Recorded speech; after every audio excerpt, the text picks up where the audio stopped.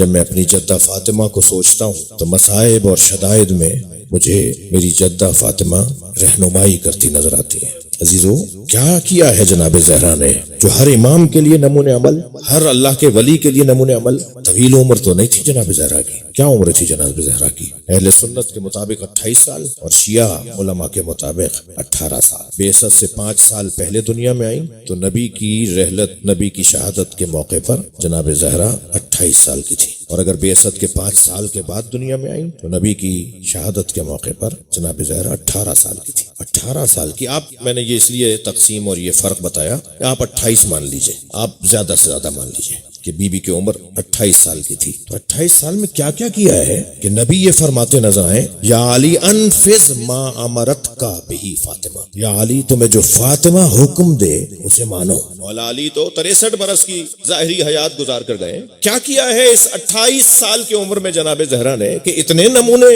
اتنی مثالیں، اتنا عنوان ہدایت جناب زہرا کی، اکیلی جناب زہرا کی زندگی میں۔ مولا علی سے لے کر امام زمانہ تک ہر امام جناب زہرا سے کچھ سیکھنا چاہتا ہے۔ کیا کیا ہے جناب زہرا نے؟ عزیزو، انسان کی شخصیت کا نچوڑ اور انسان کی شخصیت کا خلاصہ ہوتا ہے جب وہ شدائد اور مصائب میں کوئی موقف اختیار کرے، کوئی قدم اٹھائے، کوئی فیصلہ لے۔ جب شدائد اور مصائب میں کوئی شخصیت فیصلہ لے رہی ہوتی ہے تو وہ اس کی زندگی کا خلاصہ ہوتا ہے۔ جناب زہرا نے یہ یوں ہی نہیں گئی ہیں فدق مانگنے، عجیب داستان ہے۔ 13 کھجور کے درخت مانگنے گئی تھی۔ کہتے ہیں یہ کیسے لوگ ہیں یہ شیعہ حضرات، اتنے بڑے بڑے معتبر لوگ، پوری دنیا کے پڑھے لکھے شیعہ، جب اس مسئلے پر آتے ہیں تو ایسی ہلکی بات کرتے ہیں۔ میں ان کی بات کر رہا ہوں۔ یہ 13 کھجور کے درخت مانگنے گئی تھی جناب زہرا اس باغ میں۔ کہتے 13 درخت تھے کھجور کے، یہ کھجوروں کے درخت کھجوروں کے درخت، وہ باغ مانگنے گئی تھی جناب زہرا یا نہیں؟ قیامت تک کے لوگوں کو علی دینے گئی تھی، قیامت تک کے لوگوں کو علی مولا دینے گئی تھی۔ دنیا میں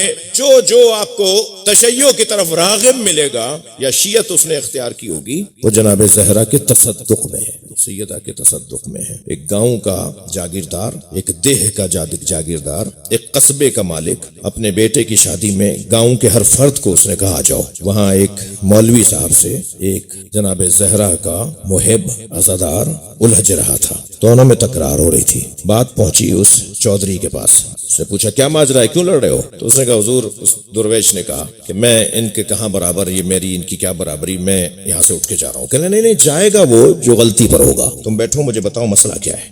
کا مسئلہ یہ ہے کہ میں ان سے کہہ رہا ہوں کہ جناب زہرا بھرے دربار میں فدق مانگنے گئی ہیں نہیں، یہ کہہ رہے ہیں کہ گئیں مگر وہ ان کا تھا نہیں۔ کہنے لگا نہیں مجھے نہیں سمجھ میں آیا، ماجرا کیا ہے؟ اب سب بیٹھے ہوئے ہیں، وہ پوچھتا ہے ماجرا کیا ہے؟ انہوں نے کہا جی ماجرا یہ ہے کہ یہ شیعہ حضرات کہتے ہیں کہ بی بی فاطمہ اپنا باغ مانگنے گئی تھی اور یہ لوگ اس بات کو مانتے نہیں ہیں۔ تو اس نے کہا جی مجھے مولوی صاحب اتنا بتاؤ، نبی کی بیٹی اپنا حق مانگنے گئی تھی؟ کہنے لگا ہاں گئی تھی۔ کہا بس اب دوسرا جواب یہ دو کہ اسے دے دیا؟ کہا نہیں اس کا تھا نہیں۔ اجرکم اللہ، اجرکم اللہ۔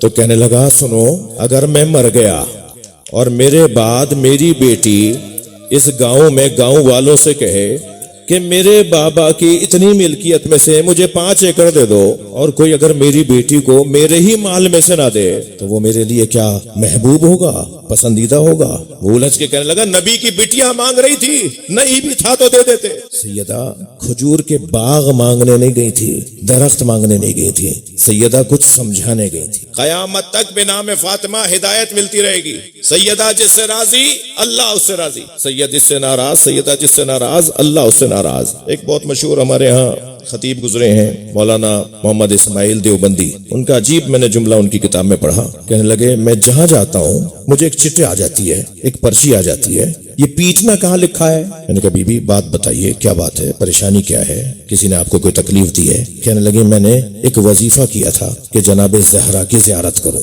مجھے اس وظیفے کے بعد جناب زہرا کی زیارت ہوئی ہے۔ تو میں نے کہا آپ تو بہت خوش قسمت ہیں، آپ کا تو بہت بڑا مقام ہے کہ آپ جناب زہرا کو دیکھ لیا آپ نے، بی بی کی زیارت آپ نے کر لی۔ تو روتے ہوئے کہنے لگی مجھ سے خواب، اس زیارت کو جو میں نے خواب میں بی بی کی زیارت کی ہے وہ سن تو لیں۔ میں نے کہا سنائے۔ کہنے لگی کمر خمیدہ ہے، ہاتھ میں عصا ہے۔ کہنے لگی میں سیدانی ہوں، بی بی کے بال سفید ہے، مگر جس جملے پر میں اور وہ اور بہت سارے لوگ روئے، وہ جملہ مجھ سے اب بھی بیان کرنے میں مجھے مشکل ہے۔ کہنے لگی بی بی کی کمر خمیدہ ہے، ہاتھ میں عصا ہے، بی بی کے بال سفید ہیں، اور کہنے لگی چہرہ زخمی ہے۔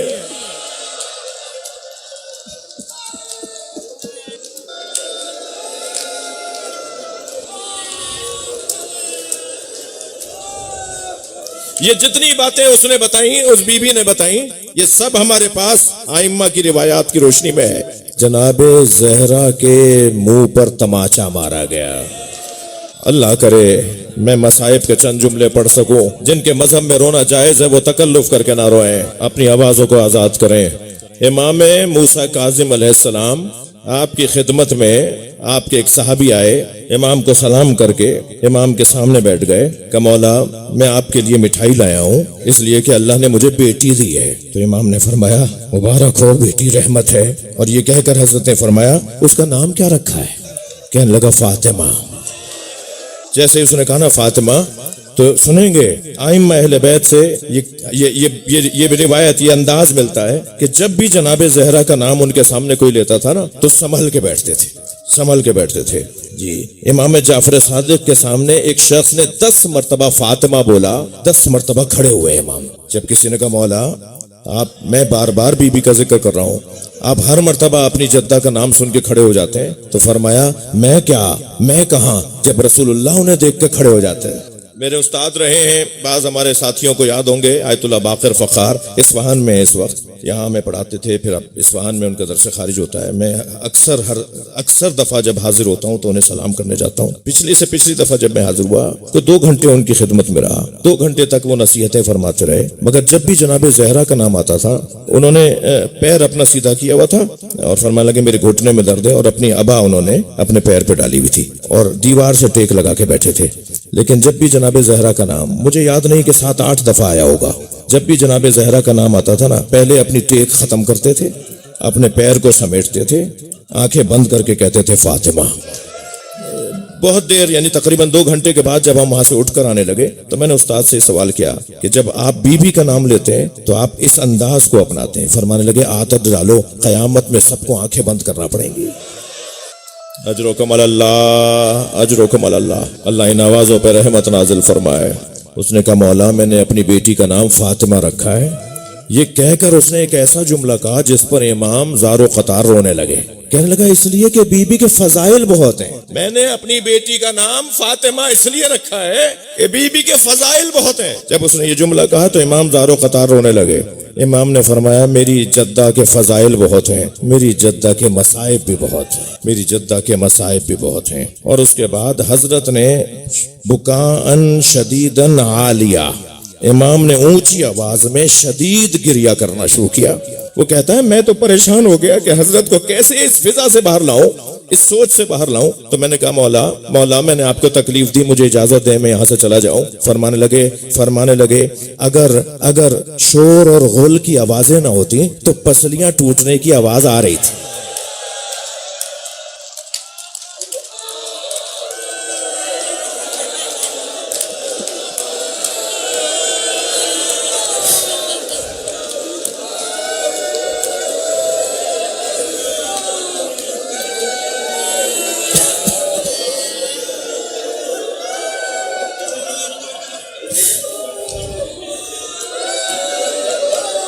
حق ہے۔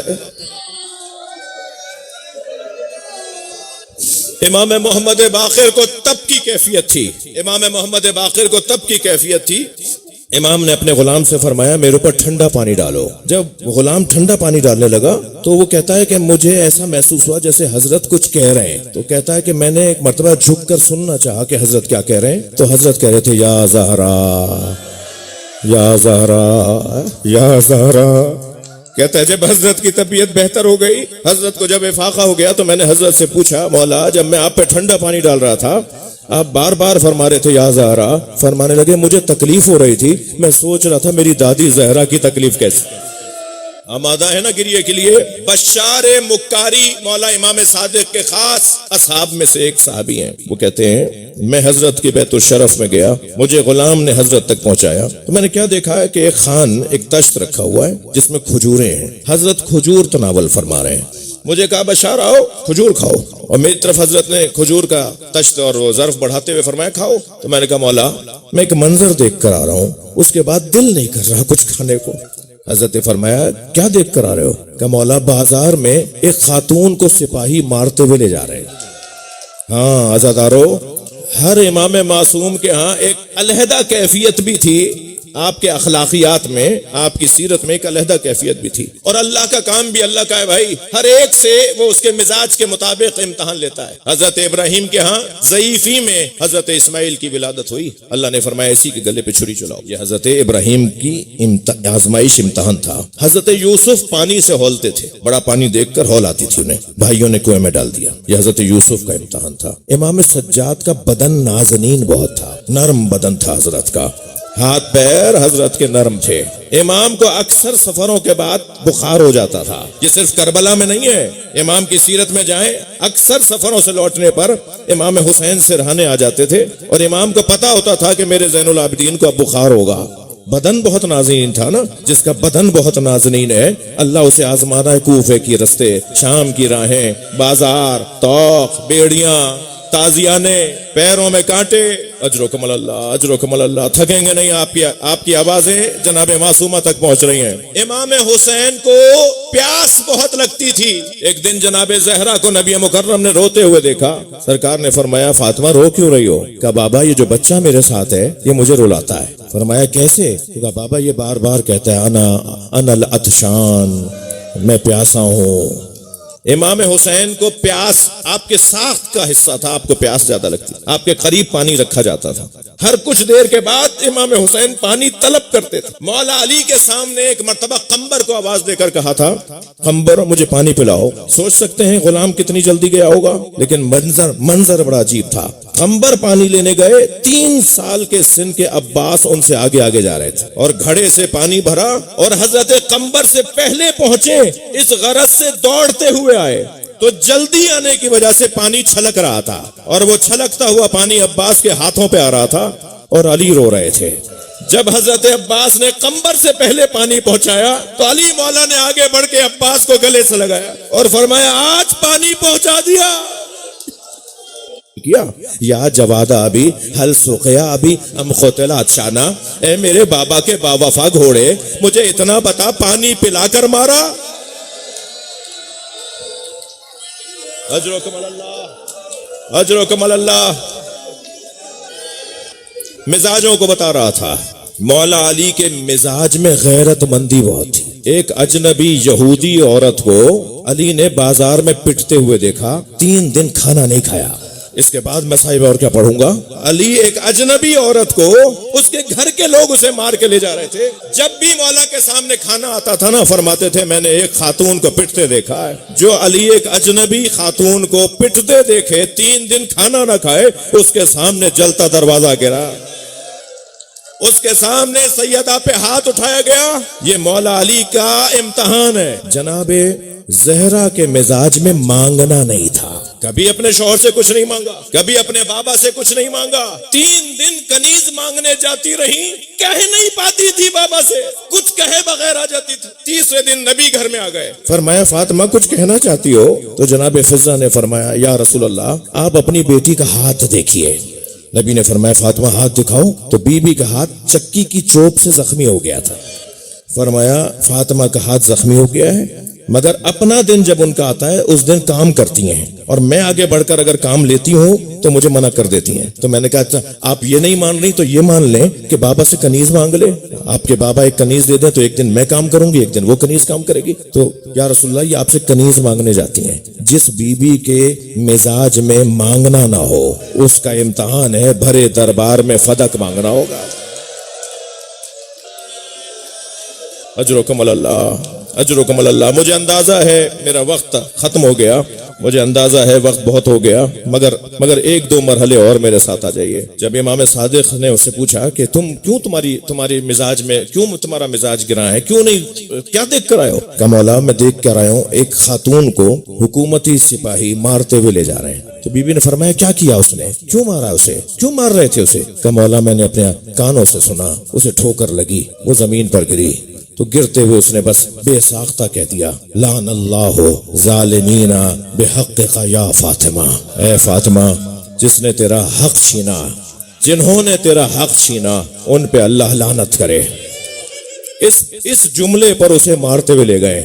سنیں گے حضرت، سنیں گے؟ ایک مرتبہ مولا کے ہاتھ سے کھجور کا دانہ گر گیا، امام کی آنکھوں میں آنسو آ گئے اور اپنی جگہ چھوڑی اور مسجد سہلا میں تشریف لے گئے اور مصلی پر بیٹھ گئے، اور مصلی پہ بیٹھ کر حضرت عبادت میں اور مناجات میں مصروف ہو گئے۔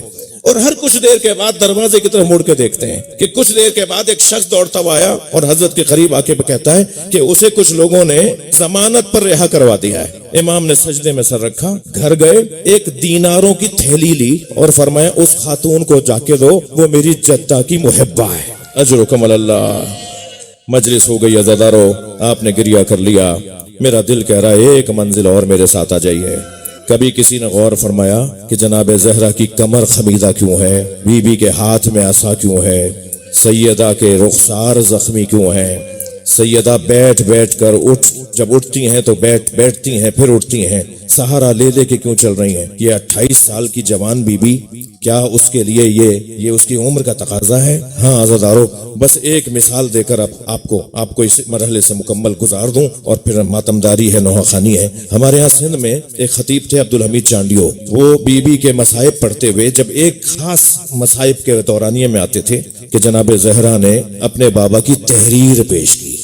جب انہوں نے کہا نا کہ تمہارے پاس کوئی ثبوت ہے تو پہلے حسنین کو لے کر آئیں، پھر حضرت ام ایمن کو لے کر آئیں، پھر بی بی نے فرمایا میرے پاس میرے بابا کا حوالہ ہے، میرے بابا نے مجھے لکھ کر دیا ہے۔ تو کہا بی بی سے کہا لاؤ وہ تحریر لا کر دکھاؤ۔ تو جناب زہرا نے اپنے بابا کی تحریر دکھائی تو ایک شخص نے وہ بی بی سے تحریر مانگی اور اسے پڑھنے کے بعد اسے پھاڑ دیا اور پھاڑ کر اس کے ٹکڑے ٹکڑے زمین پر پھینک دیے۔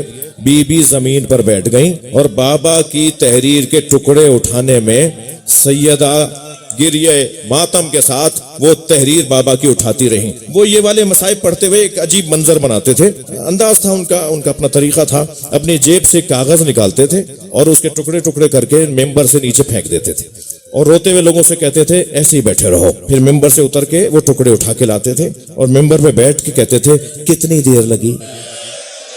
روتے ہوئے مجمع سے کہتے تھے کتنی دیر لگی؟ تو مجمع روتے ہوئے کہتا تھا چند لمحے لگے۔ تو کہتے تھے جنہیں تم چند لمحے کہہ رہے ہو فاطمہ بوڑھی ہو گئی۔ اپنے بابا کی تحریر اٹھانے میں اللہ لعنت اللہ علی الظالمین فسیعلم الذین ظلموا